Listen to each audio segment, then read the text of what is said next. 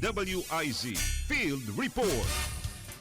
Sinusulong sa Senado ang 20% discount sa mobile prepaid load, mobile postpaid plans at mobile internet packages para sa lahat ng mga Pilipino mag-aaral. Sinihayang Senate Bill No. 2275 o ang Student Load Discount Act ni Senator Erwin Tulfo, pabawasan ang pasaming pinansyal ng mga pamilyang nahihirapang makasabay sa pangailangan sa data sa makabagong edukasyon. Git ni Senator Tulfo, dagdag gastusin ito sa mga estudyante at magulang na kadalasan ay hadlang pa para makasabay sa online classes, kaya makabubuting tulungan sila sa simpleng bagay na ito.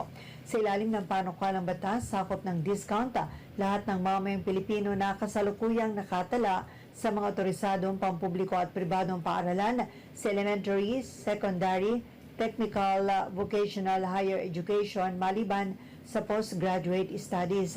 Ang 20% discount ay magamit buong taon, kabilang mga weekends at holidays upang matiyak ang tuloy-tuloy na pag-aaral.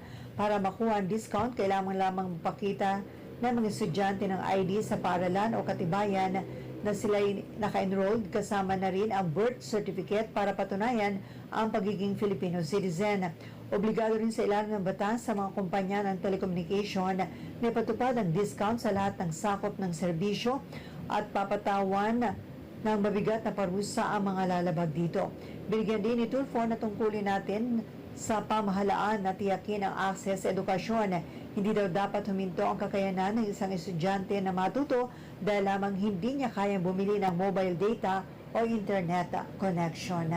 Para sa Boses ng Pilipino, nagbabalita ng Todong Lakas, Patrol 19, Sally Ortega Bueno, para sa bagong tunog ng DWIZ 882. Umahataw sa umaga, Ronnie Ramos. Ronnie Ramos. Hataw na! Umaga na!